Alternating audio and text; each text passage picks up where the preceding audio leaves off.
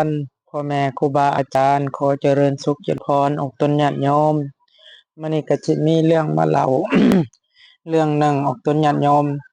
อาตมาไปเห็นคนกลุ่มหนึ่งเห็นแล้วโอ้ยน่าสงสารแท้เด้จักมือใดสิตกนรกทั้งเป็นมาเห็นคนกลุ่มหนึ่งใส่ร้ายป้ายสีพระสงฆ์องค์ข้าเจ้าโอ้ยเห็นแล้วน่าสงสารน่าเวทนาแท้ออกตนญาติโยมเอ้ยใส่ร้ายป้ายสีเพิ่นไปเห็นเครื่องในวัดพ่อแม่ครูบาอาจารย์บ่ค่อยมี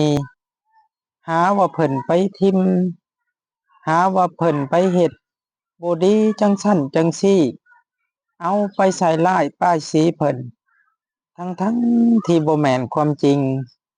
อาตมาบ่คิดเบิ่งคนเฮานี่เนาะจะมาเป็นแบบนี้เด้คนก็คือว่าให้ศีลให้ทานอยู่นะ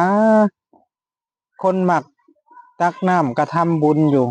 คือมาเป็นแบบนี้เด้เนาะนี่แหละเนาะเพิ่นว่าให้ทานแต่บ่หมั่นรักษาศีลก็เลยบ่ฮู้จักผิดถูกชั่วดีอันใดเห็นพ่อแม่ครูบาอาจารย์เฮ็ดหยังแต่บ่เคยเข้าไปถามมีแต่จอบจ้องแต่จับผิดพอเดาๆคิดไปเองก็เก็บไปใส่ร้ายป้ายสีให้คนอื่นเสียหายอันนี้จะเกิดผลกรรมได้ออกตนญาติโยมเป็นกรรมหนักอีกอย่างกับใส่ร้ายพระสงฆ์องค์ข้าเจ้านี่โดยที่บ่มีข้อมูลจริงนี่